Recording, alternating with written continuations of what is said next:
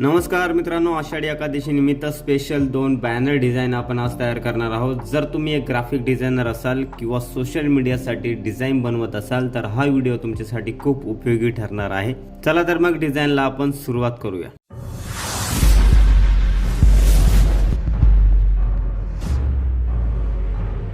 तर सर्वात आधी तुम्हाला यायचं फोटोशॉपमध्ये. जसं की तुम्ही थंबनेलला पाहिलं असेल की आपण 2 प्रकारच्या फाईल्स तुम्हाला डिस्क्रिप्शनमध्ये दिलेल्या आहेत. PLP असेल, PHD असेल किंवा PNG असेल, यांसारखे मटेरियलसुद्धा आपण डिस्क्रिप्शनमध्ये दिलेले आहेत. तुम्ही जाऊन डाउनलोड करू शकता.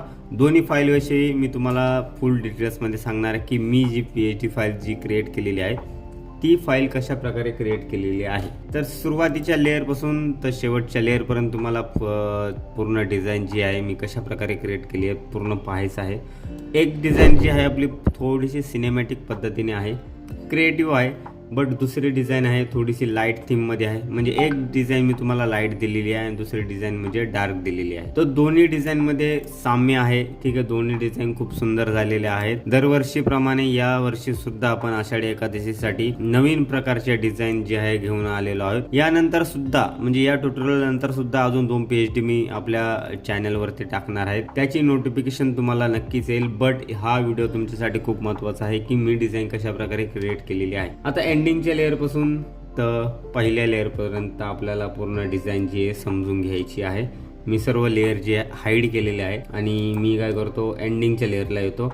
एंडिंगच्या लेअरला तुम्ही बघा पासवर्ड जो आहे तुम्हाला इथं भेटून जाईल. पासवर्ड कोणी कमेंट बॉक्समध्ये विचारू नका. कमेंट चांगली करा कमेंट बॉक्समध्ये. आषाढी एकादशी निमित्त अशी काहीतरी कमेंट करा, ठीक आहे. आणि पुढच्या व्हिडिओसाठी तुम्हाला कशा प्रकारचे फाईल्स तुम्हाला हवी आहेत ते मला नक्की कमेंट बॉक्समध्ये सांगा, ठीक आहे. आता सुरुवातीला मी एक बॅकग्राऊंड घेतला होता. बॅकग्राऊंड तुम्ही इथं पाहू शकता. ॲब्स्ट्रॅक्ट बॅकग्राऊंड इथे लिहिलेले. आता तुम्ही ओळखलंच असेल की हा बॅकग्राऊंड मी कुठून घेतला. तर हा बॅकग्राऊंड मी जो आहे फ्री पिक करून घेतला होता. तर हा बॅकग्राऊंड मला सहजा काही आवडलेला नाही, त्यामुळे मी अजून परत एक बॅकग्राऊंड घेतला, ठीक आहे. तर स्काय बॅकग्राऊंड थोडासा डार्क तुम्ही पाहू शकता, वीज वगैरे कडक नाही अशा प्रकारचं बॅकग्राऊंड. जसं की माझ्या इंस्टाग्राम पोस्टवरती जाऊन तुम्ही पाहू शकता. निर्जला एकादशी निमित्त मी हे बॅकग्राऊंड यूज केले होते. तर ती डिझाईनसुद्धा खूप सुंदर झाली होती. म्हणजे पावसामध्ये अशी वारी वगैरे चालली अशा प्रकारचे मी ती डिझाईन क्रिएट केली होती. तुम्ही जाऊन इंस्टाग्रामला पाहू शकता, ठीक आहे. त्यानंतर मी एक नॉर्मल सॉलिड कलर घेतला. हे जर बॅकग्राऊंड तुम्हाला जर यूज करायचे असेल तर तुम्ही यूज करू शकता इतर डिझाईनमध्ये, ठीक आहे. यानंतर एक नॉर्मल बॅकग्राऊंड घेतला. याला आपण क्लोथ बॅकग्राऊंड किंवा सॅटिन बॅकग्राऊंड म्हणू शकतो. बॅकग्राऊंडला नॉर्मलमध्ये ठेवून याची काय केलेली आहे ऑपॉसिटी जी आहे मी कमी केलेली आहे. यानंतर काय केलेलं आहे विठ्ठलाचा एक फोटो घेतला, ठीक आहे. हा फोटोसुद्धा मी या PHD फाईलमध्ये देतोय कारण की हा फोटो बरोबर मॅच नव्हता होत, त्यामुळे हा फोटो यूज नाही केला मी. दुसरा फोटो आहे माझ्याकडे विठ्ठलाचा, तो म्हणजे मी तुम्हाला दाखवतो एक लेअर ओपन करून. बघा विठ्ठलाचा फोटो जर बॅकग्राऊंडला जे आपण मटेरियल यूज करतो ते कशा प्रकारे क्रिएट करायचे. नॉर्मली एक शेप मी एलिप्स म्हणू शकतो किंवा सर्कल म्हणू शकतो. याला एक ऑरेंज कलरचा, येल्लो नाहीये, ऑरेंज कलरचा शेप मी सर्कल इथे यूज केलेला आहे.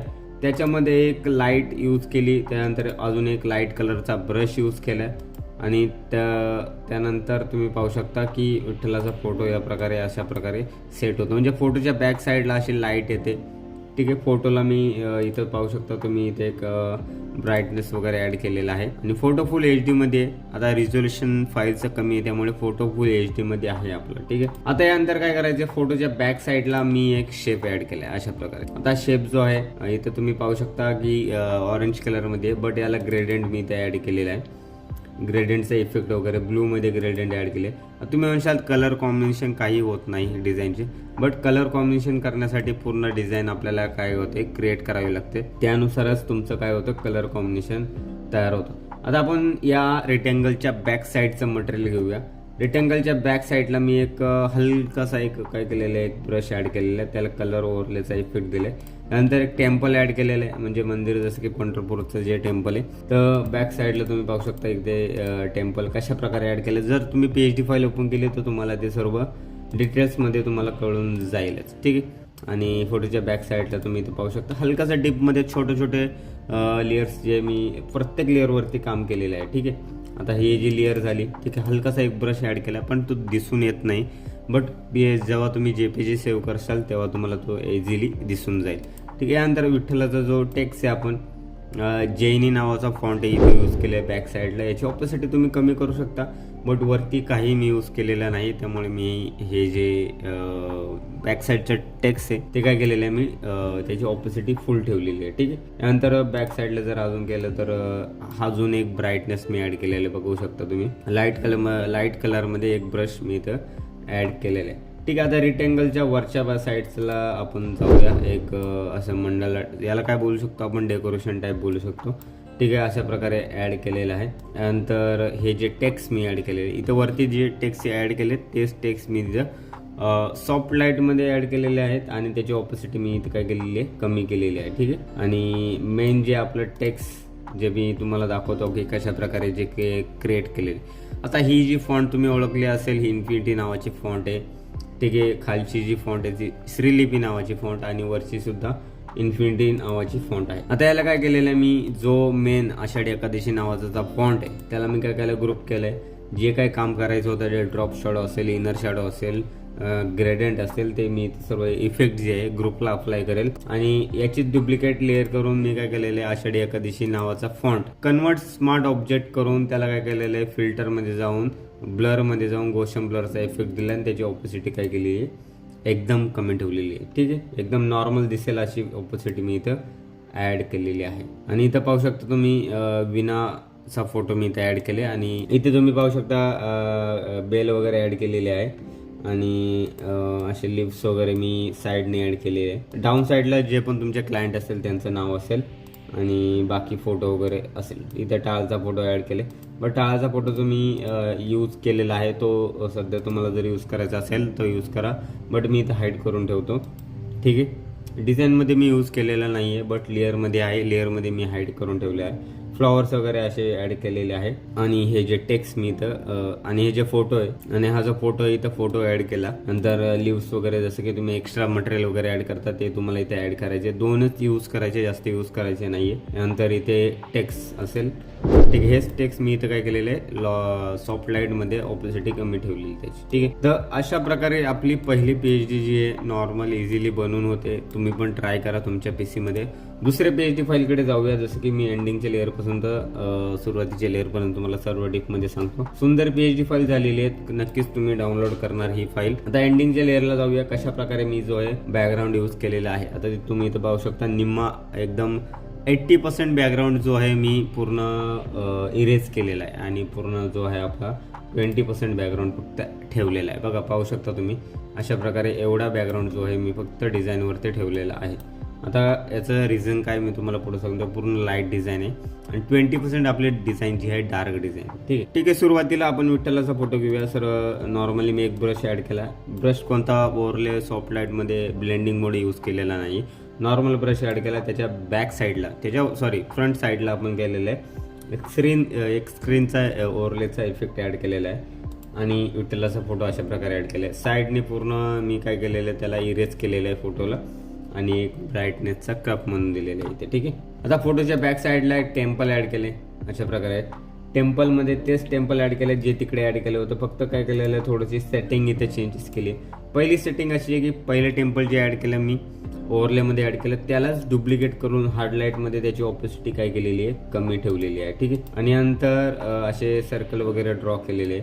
फ्लॉवर्स या ठिकाणी ॲड केलेले आहे आणि साईडने या साईडने पण सुद्धा एक कमळ म्हणून फ्लॉवर्स मी इथे ॲड केलेले आहे. ठीक आहे.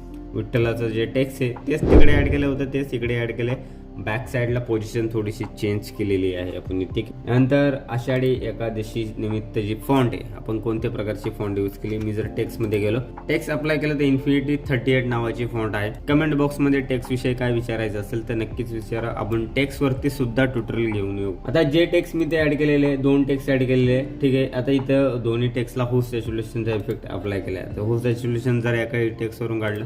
ठीक आहे. एक ऑरेंज आणि एक पाहू शकता इथं ब्लू कलरमध्ये मी दोन्ही कलर कॉम्बिनेशन केलेलं नाही आहे. थोडासा डिफरंट कलर इथे यूज केलेला आहे पण भारी दिसते. ठीक आहे. आणि जो आषाढी एकादशी निमित्त एकादशीची जी वेलांटी आहे आपण तिथे काय केलेलं आहे, जो विठ्ठलाच्या कपाळावरती जो टिका असतो तो आपण इथं यूज केलेला आहे. ठीक आहे. आणि वरची जे क्वाइट्स वगैरे ते व्हायचे ते आनंदेगादी जे क्वाइट्स वगैरे असतात ते इथे यूज केलेले आहे. निमित्त शुभेच्छा अशा प्रकारे. आणि मंगलमयला आपण वरच्या साईडचा ऑरेंज कलर दिलेला आहे आणि शुभेच्छाला ब्लू कलर थोडासा डार्क केलेला आहे. ठीक आहे. बाकी सर्व बघा डिझाईन इझिली बनवता येते, बट तुम्हाला डिझाईन जर बनवायचं असेल तर कलर कॉम्बिनेशन खूप महत्त्वाचं आहे. कलर कॉम्बिनेशन तुम्ही इथं पाहू शकता की खूप डिफरंट टाईपमध्ये मी केलेलं आहे. ज्याच प्रकारचा बॅकग्राऊंड आहे त्याच प्रकारचे फ्लॉवर्स असेल किंवा विठ्ठलाचा फोटो असेल, टेक्स्ट लाईक कलर्स असेल, ते सर्व मी इथं ॲड केलं आहे. फ्लॉवर्स इथं ॲड केले आहे. अजून फ्लॉवर्स मी इथं ॲड केलेले आहे. जो फोटो तुम्हाला ॲड करायचा आहे तो फोटो तुम्हाला इथे ॲड करायचा आहे. अशा प्रकारे क्लायंटचं तुम्हाला डाऊन साईडला नाव, क्लायंटचं नावसुद्धा पाहू शकता कलर कॉम्बिनेशन मध्येच आहे. आणि यानंतर हे जे फोटोज पक्वाद वगैरे असेल, विना असेल, तुम्हाला गुगलवरती जाऊन इझिली भेटू शकतात. बट आता मी PHD फाईल देतो तर त्यातून तुम्ही जाऊन डाउनलोड करू शकता. ठीक आहे. आता हे रामकृष्ण हरी इझिली मी असं थोडंसं डेकोरेटिव्ह करण्याचं काम केलेलं आहे.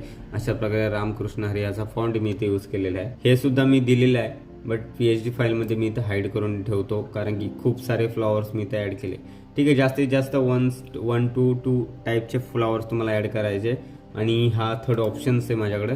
जर तुम्हाला हे फ्लॉवर्स नसेल पाहिजे तर तुम्ही हा फ्लॉवर्स इथे यूज करू शकता. ठीक आहे. दुसऱ्या साईडला कुठेतरी वरच्या साईडला तुम्हाला यूज करायचा असेल तो तुम्ही यूज करू शकता. अशा प्रकारे पूर्ण PHD फाईल्स आपली जी आहे मी तुम्हाला समजून सांगितलेली आहे की कशा प्रकारे मी जी फाईल आहे ती क्रिएट करतो. सुरुवातीला तुम्हाला काय करायचं आहे, बॅकग्राऊंड घ्यायचं आहे. एक बॅकग्राऊंड, कोणताही बॅकग्राऊंड घ्यायचं आणि नंतर तुम्हाला काय करायचं आहे, तुमचे लेअर सर्व क्रिएट करत जायचे आहे. अशा प्रकारे मित्रांनो आषाढी एकादशी निमित्त 2 स्पेशल बॅनर डिझाईन मी तुम्हाला कसे क्रिएट करायचे ते मी तुम्हाला समजून सांगितलेलं आहे. व्हिडिओ आवडला असेल तर लाईक करा, चॅनलला सबस्क्राईब करा आणि अशाच नवीन डिझाईन ट्युटोरियलसाठी बेल आयकॉन नक्की दाबा. जय हरी विठ्ठल.